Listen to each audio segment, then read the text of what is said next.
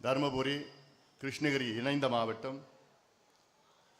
காவேரிப்பட்டினம், போச்சம்பள்ளி பகுதியில் தான் இறங்குவார். அங்கே இவர்களெல்லாம் ஐயாவை அங்கே சென்று சந்தித்து பிறகு ஒவ்வொரு கிராமமாக சென்று அந்த காலத்தில் ராந்தல் விளக்கில் ஐயா அவர்கள் வரப்பில் நடந்து ஊர் ஊராக தெருத்துருவாக சென்று எல்லாம் என் பின்னால் வாருங்கள், உங்களுக்கு நான் படிப்பும் வேலையும் வாங்கி தருகின்றேன், இடஒதுக்கீடு பெற்று தருகின்றேன், உங்களுக்கு விடுதலை பெற்று தருகின்றேன் என்று ஐயா அவர்கள் சொன்ன வார்த்தை கேட்டுதான் என் மேடையில் உள்ள அத்துணை பேரும் ஐயா சொன்ன ஒரே வார்த்தை, என் பின்னால் வாங்க, சமுதாயத்திற்கு நான் விடுதலை பெற்று தருகின்றேன் என்று. யாரும் இங்கே மேடையில் இருக்கிறவங்க யாரும் நான் எம்எல்ஏ ஆவேன், எம்பி ஆவேன், அமைச்சர் ஆவேன்னு யாரும் எதிர்பார்க்கல. ஐயா கூப்பிட்டாரு, எல்லாம் போனோம். நோக்கம் என்ன? இந்த சமுதாயம் முன்னேற வேண்டும் நோக்கம், ஒரே நோக்கம். 80களிலே வன்னியர் சங்கத்தை தொடங்கினார் ஐயா அவர்கள். அதுக்கு முன்பு வன்னியர் சங்கத்தை எத்தனையோ பேர் நடத்தினார்கள். வன்னியர் மகா சங்கம், காங்கிரஸ் கட்சி இந்தியாவிலே தொடங்குவதற்கு முன்பாக வன்னியர் மகா சங்கத்தை தொடங்கினார்கள் 1885. காங்கிரஸ் கட்சி 1887 தான் தொடங்கினாங்க. ஆனால் அதற்கு 2 ஆண்டுகளுக்கு முன்பு வன்னியர் மகா சங்கத்தை தொடங்கினார்கள் நம் முன்னோடிகள். இந்த மாநாட்டிலே நீங்கள் பார்த்திருப்பீர்கள், மிகப்பெரிய ஒரு மாநாடு, உலகம் போற்றுகின்ற ஒரு மாநாட்டை நாம் நடத்தினோம். உலகம் போற்றுகின்ற மாநாடு என்றால் உலகத்தில் அமெரிக்காவிலிருந்து, ஐரோப்பிய, ஆஸ்திரேலியா போன்ற நாடுகளிலிருந்து இன்றைய வரை அலைபேசி, தொலைபேசி எல்லாம் வந்து கொண்டிருக்கிறது. இப்படி ஒரு மாநாடு யாரும் நடத்தியது கிடையாது என்று.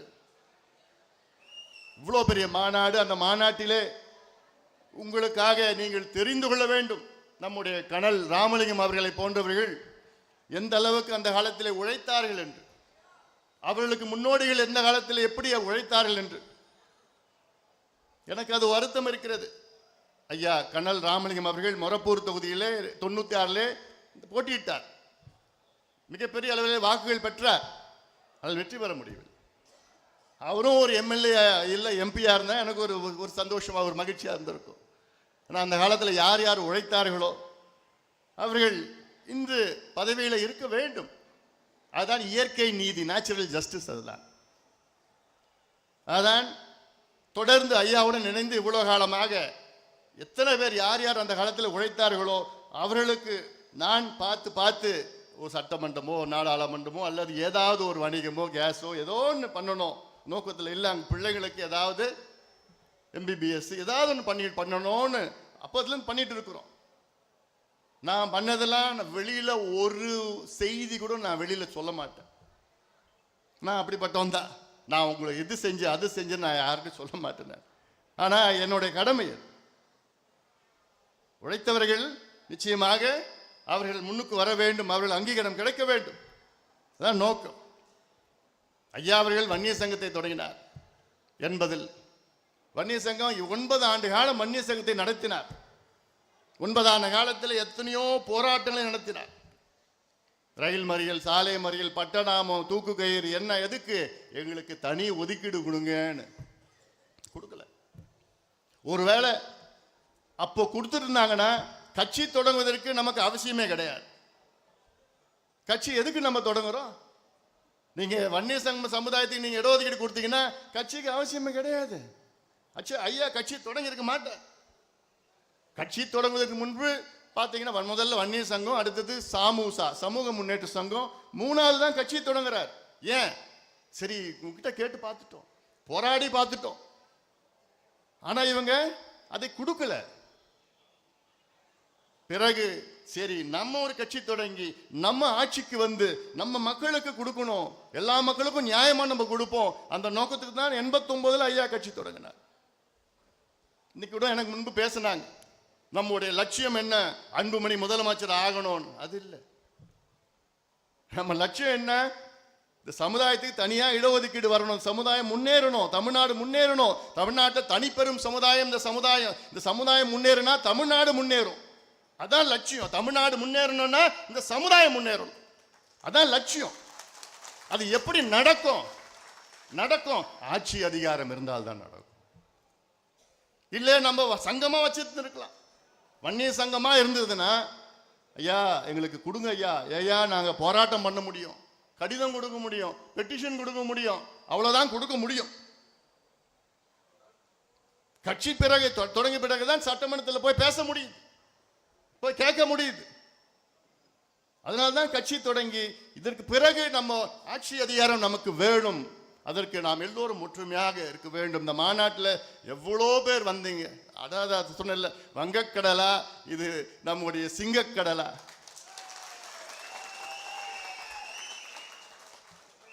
இதுவரை தமிழ்நாட்டில் எந்த கட்சியோ எந்த இயக்கமோ இது போன்ற ஒரு மாநாட்டை நடத்தியது கிடையாது, இனியும் நடத்த முடியாது அவர்களால்.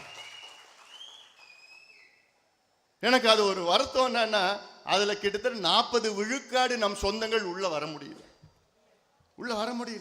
30 கிலோமீட்டர்ல டிராபிக் ஜாம். பாவம், அதுவும் பெண்கள்.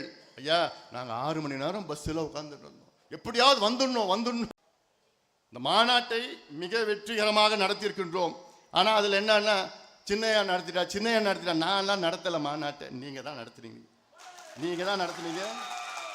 அந்த முழு கிரெடிட் உங்களுக்கு தான். அந்த கிரெடிட் நான் பேர் வேணா எடுத்துக்கிட்டேன், அவ்வளவுதான். நம்ம கட்சியினுடைய அத்துணை நிர்வாகிகளும், நம்ம சங்கத்தில் அத்துணை நிர்வாகிகளும், குறிப்பாக நம்முடைய மாவட்ட செயலாளர்கள், எத்தனையோ மீட்டிங், எத்தனையோ கூட்டம், நேரடியா ஜூம் மீட்டிங் எல்லாம் எப்படியாவது பண்ணிடுங்க, எப்படியாவது பண்ணி தட்டி கொடுத்துட்டு மானத்தை காப்பாத்துறா. நடத்துறது மட்டும் இல்ல, பணமும் நிதியும் கொடுத்தீங்க நடத்துவதற்கு. கூட்டத்தையும் கூட்டு வந்து எப்படி எவ்வளோ அமைதியா.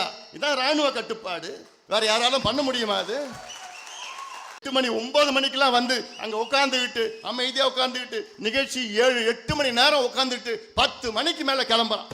எந்த கட்சியாவது நடக்க முடியுமா? யாராவது இப்படி செய்ய முடியுமா? முடியாது.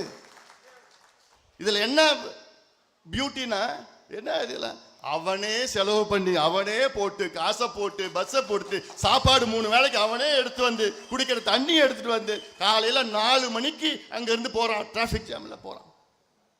எவ்வளோ பொறுமை! இது வேற எந்த கட்சியாவது 2 மணி நேரத்துக்கு மேல யாராவது உட்காருவாங்களா மற்ற கட்சி மாநாட்டுக்கு? ஏன்? கூட்டிய கூட்டம். அதெல்லாம் நம்ம கூட்டம் கூடிய கூட்டம், அவங்களாவே கூடிய கூட்டம். மற்றெல்லாம் 10 ரூபாய், 100 ரூபாய், 500 ரூபாய் குவார்டர் பிரியாணி சாப்பாடு இல்லைன்னா அவன் வரமாட்டான். 2 மணி நேரம் உட்காந்துட்டு பார்ப்பான், ஐயோ எனக்கு எல்லாம் கையில் நடுக்குது போனோம். மற்ற கட்சி, மற்ற இயக்கம் இங்க உட்காந்துருக்கான். 10 மணி ஐயா பேசி முடிக்கிறார், உட்காந்துட்டு இருக்கான். இதாயா ரத்தம், இதான் ரத்த பாசம், இதான் ரத்த பந்தம், இதாயா நம்ம குடும்பம். இது குடும்ப விழா. யார் அரிசி பார்த்தாங்க, யாரும் என்னென்னமோ என்ன இப்படி பண்றாங்க, அப்படி பண்றாங்க. அதை நான் சொல்லிட்டேன், இது எங்க குடும்ப விழா, இது எங்க பாரம்பரியம். இந்திர விழா, வசந்த விழா. எங்க அந்த மாமல்லபுரத்துல அந்த கடற்கரையில 1000 ஆண்டுகள் நம் சொந்தக்காரங்க முன்னோடிகள் எல்லாம் அங்க கூடி சாப்பாடெல்லாம் எடுத்து வந்து அந்த சித்ரா பௌர்ணமி எப்போ அங்க மகிழ்வோடு பேசிட்டு போவாங்க. அதான நம்ம பண்ணோம், இதுதான் நம்ம பண்ணோம். அது மட்டும் இல்ல, என் தம்பிங்களுக்கு இப்ப இருக்கிற 20 வயசு 30 வயசு முன்னெல்லாம் நமக்கு வரலாறு தெரியல. எங்க இருந்து வந்தோம், எதுல இருந்து வந்தோம், சொல்ற விதத்துல சொன்னாதான் அவனுக்கு புரியுது. சொல்ற விதத்துல சொன்னோம். இல்ல நாகப்ப படையாச்சுன்னா யாருக்காவது தெரியுமா உங்களுக்கு? முன்னாடி அஞ்சலை அம்மாலாம் யாருக்காவது தெரியுமா? நம்முடைய ஆணைமுத்து ஐயானா தெரியுமா? இல்ல. வரிசையா படத்தை போட்டு இவங்க தான் இதான் செஞ்சாங்க, இவங்க தான் இதான் செஞ்சாங்க முன்னோடிகள். எவ்வளவு வள்ளல்கள் சமுதாயத்தில் இருந்தாங்க. அவங்களுக்கு நம்ம ஏன் அதை போட்டு காமிச்சவங்களுக்கு நீங்க தெரியணும். உங்க பிள்ளை, உங்க பேர பசங்க வரலாறு தெரிஞ்சாதான் அந்த எந்த இடத்துல நீங்க எங்க இருந்து நீங்க வந்தீங்க,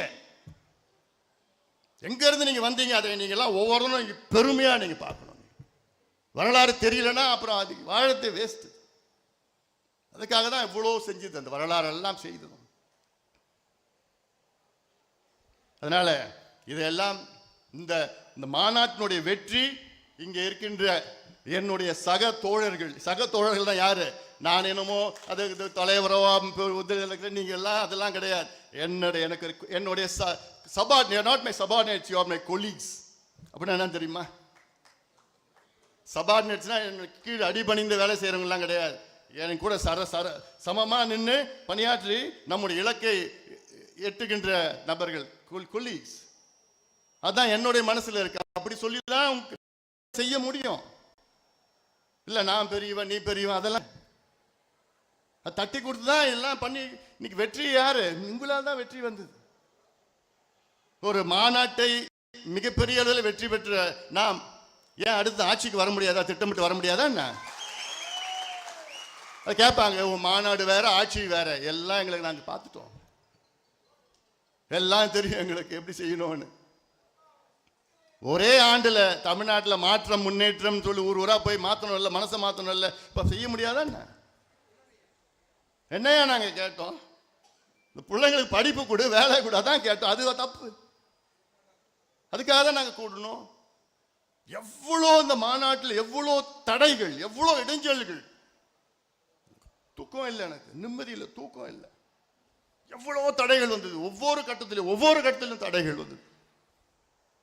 ஆனாலும் இந்த மாநாட்டை நடத்தி ஆகணும், வெற்றிகரமாக நடத்தணும். எல்லாம் உள்ள உள்ள உள்ள உள்ள வச்சிருக்கு. கேஸ் போட்டாங்க, 4 கேஸ். கடந்த ஒரு மாதமா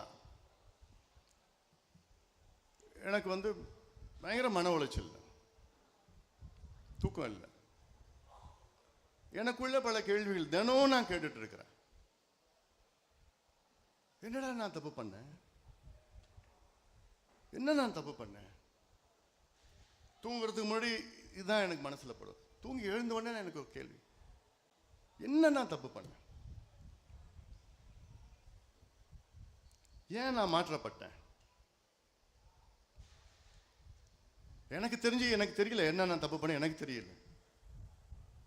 ஒரு மாசமா ரொம்ப மன உளைச்சல் நான் இருக்கிறேன். என்னுடைய நோக்கம், என்னுடைய லட்சியம், என்னுடைய கனவு எல்லாமே ஐயாவுடைய கனவு, ஐயாவுடைய லட்சியத்தை நிறைவேற்றுவதுதான் என்னுடைய கனவு. வேற என்ன இருக்க போகுது? இவ்வளவு காலமா ஐயா என்னென்ன சொன்னாரோ அதை செய்து முடித்தவன். இனியும் ஐயா என்ன சொல்கிறாரோ அதை நிச்சயமாக ஒரு மகனாக, கட்சியின் தலைவராக நிச்சயமாக அதை செய்து முடிப்பேன். அது என்னுடைய கடமை, அது என்னுடைய கடமை. அது நம்ம இலக்கு என்ன? சமுதாயம் முன்னேறினால் தமிழ்நாடு முன்னேறும். தனிப்பெரும் சமுதாயம், கேரளாவில் ஈழவர் சமுதாயம் இருக்கின்றார்கள், அவர்கள் தனிப்பெரும் சமுதாயம். அவர்களுக்கு அங்கே 14 விழுக்காடு இடஒதுக்கீடு. தமிழ்நாட்டில் வன்னியர்கள் தனிப்பெரும் சமுதாயம், எதுவும் கிடைக்கல. நேற்று கூட ஒருத்தர் வந்தார், எனக்கு பத்திரிக்கை வச்சுட்டு போனார். திமுகவில் ஒரு முக்கியமான நபர், அவர் மகனுக்கு கல்யாணம்.